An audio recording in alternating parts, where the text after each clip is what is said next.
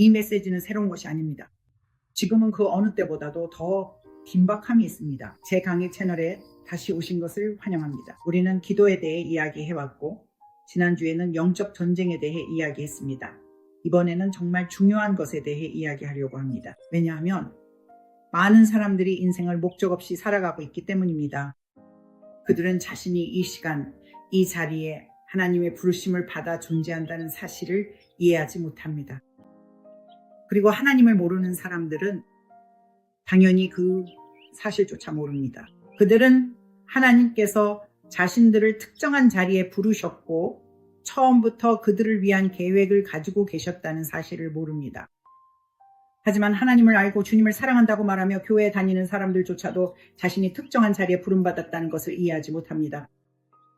그리고 지금 그 어느 때보다도 시간이 촉박하기 때문에 우리가 각자의 자리에 들어가는 것이 매우 중요합니다. 우리는 하나님께서 세상 기초를 세우실 때부터 우리를 위해 마련하신 자리에 들어가야 합니다. 제 노트에 적힌 것은 하나님께서 계획을 가지고 계신지의 여부가 문제가 아니라는 것입니다.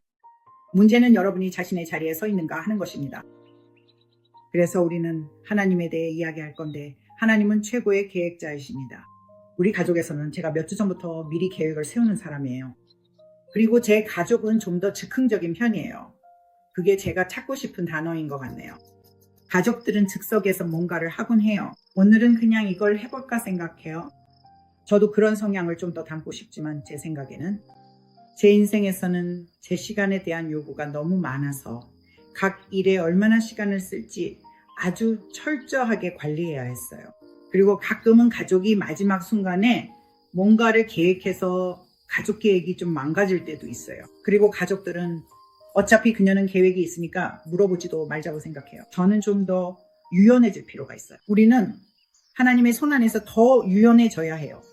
왜냐하면 하나님은 우리에게 무엇을 하라고 하시는지 정확히 아시기 때문이에요. 그리고 하나님은 우리가 이 땅에서 우리의 계획, 우리가 부름받은 일을 완수하길 원하세요. 우리의 목적을 완성하길 바라십니다. 하나님은 우리가 우리의 목적을 완수하길 원하세요. 그리고 우리가 하나님께 귀 기울이지 않는다면 그걸 해낼 수 없을 거예요. 제 노트에는 하나님은 역사를 보고 반응하시는 분이 아니다라고 적혀 있어요. 하나님이 그것을 계획하셨죠. 세상이 창조되기 전부터 하나님은 여러분을 알고 계셨어요. 여러분이 첫 숨을 쉬기 전부터 하나님은 여러분을 빚으셨어요. 이 순간이 오기 전부터 하나님은 여러분이 살게 될 정확한 시간과 장소를 정하셨어요. 여러분이 여기 있는 것은 우연이 아니에요. 여러분은 능력이 부족한 것도 아니에요. 수십 년 동안 저는 주님을 몰랐기 때문에 내가 잘못된 세대에 태어났다고 생각했어요. 저는 제가 잘못된 세대에 있다고 생각했어요. 제가 원했던 시대에 비해 너무 늦게 태어났다고 생각했죠. 하나님은 계획을 아셨습니다. 예레미야 1장 5절을 봅시다. 내가 너를 모태에 짓기 전에 너를 알았고 네가 태에서 나오기 전에 내가 너를 성별하였으며 너를 여러 민족의 선지자로 세웠노라. 하나님께서 예레미야에게 하신 말씀이지만 이 말씀은 우리 모두에게 해당됩니다. 이제 예레미야 29장 11절로 가봅시다. 예레미야 29장 11절입니다. 이 구절은 많은 신자들에게 익숙하지만 진심으로 마음에 새긴 사람은 많지 않은 것 같아요. 여호와께서 말씀하시되 내가 너희를 향하여 생각하는 생각은 평안이요 재앙이 아니니라. 너희에게 미래와 희망을 주려는 생각이니라. 그리고 성경 중앙주에는 미래와 소망이라고도 나와 있습니다. 우리는 하나님께서 우리 안에서 그분의 목적을 이루실 것을 기대해야 합니다. 아직도 하나님께서 자신에게 무엇을 부르셨는지 모르는 신자들이 많이 있습니다. 이 부분에 대해 이야기해 보려고 합니다. 왜냐하면 지금은 예수님께서 곧 다시 오실 때가 매우 가까워진 시기이기 때문입니다. 지금은 우리가 해야 할 일을 정확히 해야 하는 때입니다. 반드시 그래야 합니다. 우리가 맡은 바를 정확히 이루어야 합니다. 지금이 바로 그때입니다. 모두가 힘을 합쳐야 할 때입니다. 우리 모두에게는 각자 고유한 목적과 특별한 기름 부음, 그리고 독특한 은사가 있습니다. 우리 중에 똑같은 사람은 아무도 없습니다. 세상은 여러분을 다른 사람들과 똑같이 만들려고 하고 여러분을 그저 대중 중 한 사람으로 여기려 합니다. 아니요, 하나님께서는 우리 각자를 독특하게 만드셔서 특정한 목적을 이루게 하셨습니다. 그러니 시편 139편을 함께 살펴봅시다. 저는 시편 139편을 정말 좋아합니다. 어제 오디오 팟캐스트 Defeat the Darkness에서 이 시편에 대해 이야기했는데 셰릴과 저 둘 다 시편 139편을 정말 좋아하기 때문입니다.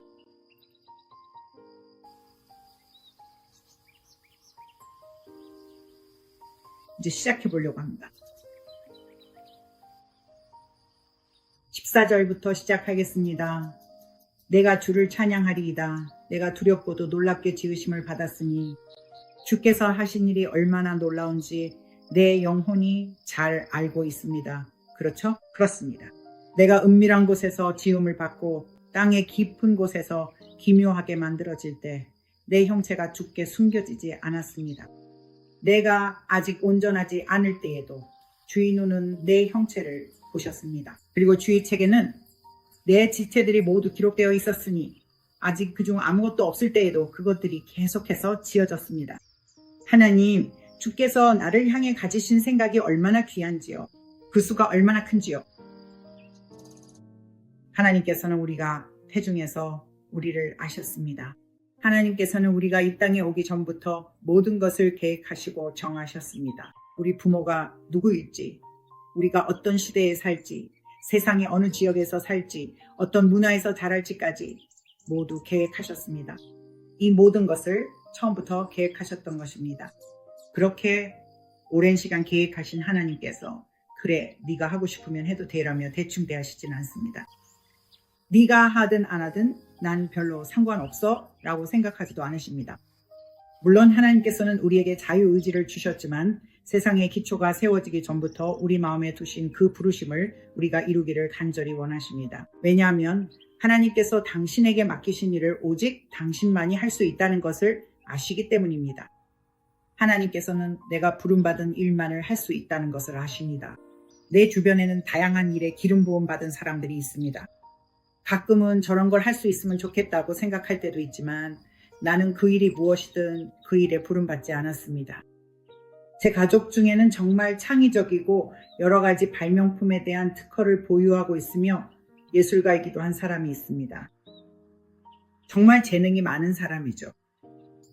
그런 재능이 있으면 참 좋겠다는 생각이 들어요. 저도 약간의 예술적 감각은 있지만 그 사람만큼은 전혀 아닙니다. 하지만 서로를 비교하는 것이 중요한 게 아닙니다. 우리가 해야 할 일은 예수님을 바라보고 각자에게 주어진 부르심을 이루는 것입니다. 왜냐하면 하나님은 당신이 할 수 없는 것에 관심이 있는 것이 아니라 당신이 하나님의 도움으로 무엇을 할 것인지에 관심이 있으시고 항상 도와주실 준비가 되어 있으니까요. 사도행전 17장 26절을 함께 살펴봅시다. 이 구절은 신약에서 제가 가장 좋아하는 짧은 말씀 중 하나입니다. 왜냐하면 우리가 이야기하고 있는 주제, 즉 자신의 자리를 찾는 것에 대해 아주 명확하게 말해주기 때문입니다. 사도행전 17장 26절에는 이렇게 나와 있습니다. 인류의 모든 민족을 한 혈통으로 만드사온 땅 위에 살게 하시고 그들의 연대와 거주의 경계를 미리 정하셨다. 다시 말해 우리가 이 땅에 살기도 전에 하나님께서는 우리가 어느 시대, 어느 장소에 살지, 무엇을 이루게 될지 미리 정하셨다는 뜻입니다. 이건 정말 대단한 계획입니다. 저는 제 주변에서 가장 계획적인 사람으로 여겨집니다. 그리고 제 가족 중에서도 그렇지만 하나님께서 모든 세부 사항까지 얼마나 세밀하게 계획하시는지에 비하면 저는 아무것도 아닙니다. 이제 고린도전서 12장을 살펴봅시다. 고린도전서 12장 12절부터 시작하겠습니다. 몸은 하나이지만 많은 지체가 있고 그 한 몸에 모든 지체가 많으나 한 몸인 것처럼 그리스도, 즉 기름 부음 받은 자도 마찬가지입니다. 우리는 모두 한 성령으로 말미암아 한 몸 안으로 침례를 받았습니다. 유대인이든 이방인이든 종이든 자유인이든 모두 마찬가지입니다. 그리고 모두가 한 성령을 마시게 되었습니다. 몸은 한 지체가 아니라 여러 지체로 이루어져 있기 때문입니다. 만약 발이 나는 손이 아니니 몸에 속하지 않는다고 말한다면 그렇다고 해서 몸에 속하지 않는 것입니까? 또 귀가 나는 손이 아니고 나는 눈이 아니니 몸에 속하지 않는다고 말한다면 그렇다고 해서 몸에 속하지 않는 것입니까? 만일 온 몸이 눈이라면 듣는 일은 어디에 있겠습니까? 만일 온 몸이 듣는 것이라면 냄새 맡는 일은 어디에 있겠습니까? 그러나 이제 하나님께서 각 지체를 그분이 원하시는 대로 몸에 두셨습니다. 만약 모두가 한 지체라면 몸은 어디에 있겠습니까?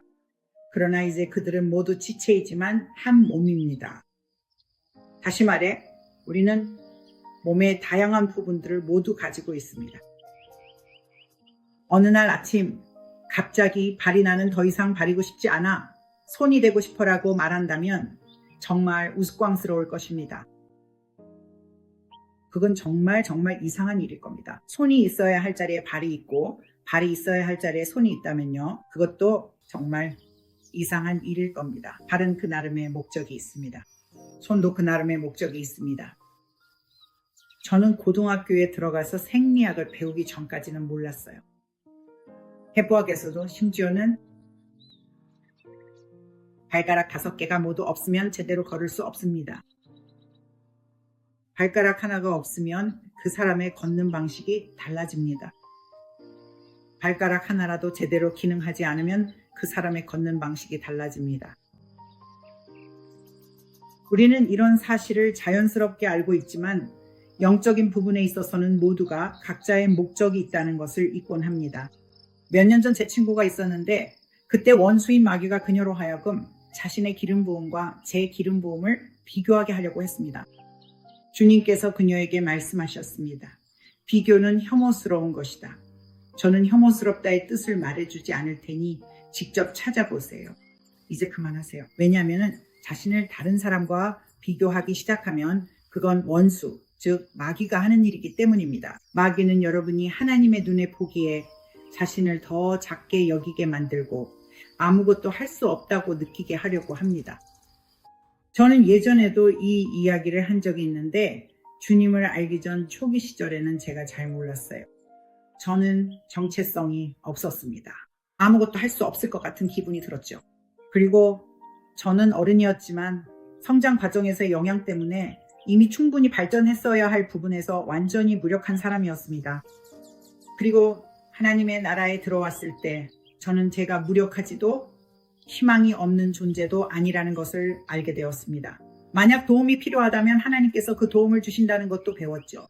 하나님께서 직접 도와주시든 누군가를 보내서 도와주시든 저는 필요한 도움을 받게 될 것입니다. 저는 무력할 필요가 없습니다. 저는 피해자가 될 필요도 없습니다. 요즘에는 피해자 의식이 너무 만연해 있습니다. 사람들이 자신을 모르는 거죠. 하나님이 만드신 자신을 모르는 것. 그리고 피해자가 되는 게 더 쉬워요. 왜냐하면 내가 피해자라면 그냥 앉아서 그래 아무도 날 사랑하지 않아 라고 생각할 수 있으니까요. 아무도 나를 사랑하지 않아. 정말 끔찍해. 아무도 나를 사랑하지 않아. 상관없어요. 그건 마귀에게서 온 생각입니다. 그런 생각은 그만두세요. 아무도 당신의 동정 파티에 동참하고 싶어 하지 않습니다. 그건 당신에게 아무런 도움이 되지 않아요. 당신이 그런 사람이라면 이제 그만두세요. 하나님이 당신을 목적 있게 만드셨으니까요. 만약 당신이 적과 싸워 적이 당신에게 아무 가치도 없고 아무것도 할 수 없다고 설득한다면 당신이 원하는 게 자기 연민뿐이라면 하나님께서 당신을 위대한 목적에 부르셨고 마귀가 당신을 막으려 한다는 뜻입니다. 저도 직접 그런 삶을 살았고 다른 사람들도 똑같이 겪는 것을 봤습니다. 그들도 그렇게 살다가 어느 순간 잠깐만 이건 하나님께서 나에게 원하시는 모습이 아니야 라고 깨달았죠. 우리는 우리의 자리를 찾아야 합니다. 이제 문제는 우리가 어떤 자리를 차지해야 하는지 어떻게 알 수 있느냐는 거죠. 정말 좋은 질문입니다. 제가 말씀드리고 싶은 건 저도 이렇게 시작했다는 겁니다. 누군가 저에게 이렇게 말했어요. 당신을 가장 설레게 하는 것이 무엇인지 생각해 보라고요. 아침에 일어났을 때 항상 머릿속에 떠오르는 무언가가 있나요? 그리고 그 생각만 하면 바로 신이 나나요? 무언가를 할 때 마치 손이 장갑에 쏙 들어가는 것처럼 딱 맞는 느낌이 드는 일이 있나요? 그리고 그게 정말 옳은 일처럼 느껴지죠. 그리고 그 일을 할 때 아주 편안하고 아무런 훈련 없이도 주변 사람들보다 더 잘하게 되지 않나요? 보통 그게 바로 당신의 재능이 있는 부분입니다. 그리고 그 재능에 순응해서 그 일을 하거나 그 일을 공부하거나 아니면 당신을 끌어당기는 어떤 것이든지 시작한다면 그것을 실천하고 주님께 방향을 구하기 시작하면 그 작은 열망과 약간의 설렘이 점점 더 커질 거예요. 아주 초창기 시절에 제가 가장 흥분했던 것은 사람들이 악령으로부터 해방되는 것을 보는 것이었습니다. 주님께서 제 길에 많은 심하게 억압받는 사람들과 몇몇은 완전히 사로잡힌 사람들을 만나게 하셨죠. 그 사람들이 자유롭게 되는 모습을 보는 것이 정말 좋았습니다. 제가 좋아했던 것은 사람들이 악한 영의 억압이나 사로잡힘에서 해방되는 모습을 보는 것이었어요. 그것이 그들의 표정 전체를 바꿔놓았기 때문입니다. 걷는 모습 바꿔놓았죠. 자신을 바라보는 방식 바꿔놓았습니다. 그들에게 완전히 새로운 삶의 기회를 주었어요. 그래서 저는 그것에 정말로 흥분했습니다. 하지만 제 생각에는 알다시피 귀신 쫓는 사역에 참여하는 것이 생계를 유지하는 데 도움이 되지는 않을 것 같았어요. 그래서 저는 그걸 한쪽에 잠시 미뤄두었지만 계속해서 그 일을 하고 싶었습니다. 사람들이 자유로워지는 것을 보고 싶었어요. 그리고 주님께서 발전시키셨습니다. 거듭난 삶을 살았다고 말할 수 있는데 제 나이는 21살이지만 사실은 그보다 많거든요. 하지만 저는 수십 년 동안 구원받은 삶을 살아왔고 사람들이 자유롭게 되는 모습을 보고 싶다는 그 열망은 한 번도 사라진 적이 없습니다. 그리고 주님께서 저에게 책을 쓰라고 하셨고 책을 쓰기 시작하라고 말씀하셨습니다. 그 책들은 제가 생각해낸 것이 아닙니다. 모두 소설이에요. 저는 줄거리나 등장인물 그 어떤 것도 직접 생각해낸 게 아닙니다. 그분께서 말씀하셨죠. 앉아 있으면 줄 거라고요. 글을 쓸 때마다 그분이 써야 할 장면에 대한 환상을 보여주십니다. 저는 그저 제 환상에서 본 것을 그대로 씁니다. 그리고 환상이 멈추면 그날은 글쓰기를 멈춥니다. 그 이야기들 모두에서 등장인물들은 얽매여 있는 사람들이에요. 악마에게 얽매이고 그의 세력에 의해 붙잡혀 있다가 그들은 그곳에서 벗어나 자유로 나아가는 방법을 배웠어요. 그것이 제가 주님을 알게 된 이후로 지금까지 해온 모든 일의 원동력이었습니다. 우리 각자는 모두 다릅니다. 제 가족 중 한 명이 수년 동안 주님께 물었어요. 제가 무엇을 해야 하나요? 마침내 주님께서 그 사람에게 무엇을 해야 하는지 보여주셨습니다. 그리고 그는 말했어요. 그 일은 존재하지도 않았던 기술과 관련된 것이었습니다. 그가 질문을 하고 있을 때 그가 관여하게 될 기술은 아직 존재하지 않았어요. 그리고 최근에 주님께서 말씀하셨죠. 내가 네가 해야 할 일을 미리 말해줬다면 네가 그걸 어떻게 해야 하는지 알았겠느냐? 아니요. 그걸 할 수 있었겠느냐? 아니요. 그 기술이 존재하지 않았기 때문에 주님께서는 그 기술이 생겨서 주님의 말씀을 실천할 수 있을 때까지 그에게 그것을 드러내실 수 없으셨던 겁니다. 준비하는 시간은 낭비가 아닙니다. 아직 인큐베이터에 갇혀 있다고 느낀다면 준비의 시간입니다. 아는 일을 계속하세요. 주님은 계획이 있으시고 다음 단계 준비가 안 됐을 수도 있습니다. 어쩌면 그 다음 단계가 당신이 들어갈 준비가 안 됐을 수도 있습니다. 그리스도의 몸 안에서 자신을 다른 사람과 비교하는 것은 해롭습니다. 그런 비교는 하나님께 불쾌합니다. 하나님은 당신을 셀리스로 창조하지 않으셨기 때문입니다. 하나님은 셀리스를 당신이 되라고 창조하지도 않으셨습니다. 여러분 각자에게는 고유한 부르심이 있고 각자가 함께 잘 해낼 때 완전히 새로운 무언가가 만들어집니다. 그렇게 하면 그 기름 부음이 하나로 합쳐지기 때문에 기름 부음이 더욱 강해집니다. 그것이 바로 마귀가 싸우는 이유 중 하나입니다. 마귀는 결혼, 특히 경건한 결혼을 공격합니다. 함께 일하도록 기름 부음 받았고 함께 일할 때 막을 수 없는 존재가 됩니다. 마귀는 그들이 막을 수 없게 되는 것을 두려워합니다. 마귀는 그들이 하나님께서 함께 하라고 부르신 일을 이루는 것을 원하지 않습니다. 각자 따로 기름 부음 받았지만 함께 할 때 완전히 새로운 무언가를 만들어냅니다. 마귀는 그것을 원하지 않습니다. 저는 마귀가 원하는 걸 알지만 안타깝게도 그에게 원하는 걸 절대 주지 않을 겁니다. 저는 하나님께서 말씀하신 것을 이루기 위해 해야 할 일을 할 것입니다. 이제 여러분을 위해 기도하겠습니다. 제가 키가 좀 작아서 꼭 기도해 드리고 싶거든요. 저를 따라해 보세요. 아버지, 예수님의 이름으로 기도합니다. 저는 시간을 내어 주님의 음성에 귀 기울이고 저를 위한 주님의 계획을 받기로 결단합니다. 제가 인도하심을 받으면 그 인도하심을 따르겠습니다. 저 안에 있는 모든 은사와 부르심이 주님께서 개발하실 수 있도록 그 인도하심을 신실하게 따르겠습니다. 이 땅에서의 부르심을 이룰 수 있도록 하겠습니다. 저를 선택해 주셔서 감사합니다, 주님. 이 시대를 마무리하는 일에 주님과 함께 할 수 있는 특권을 주셔서 감사합니다, 주님.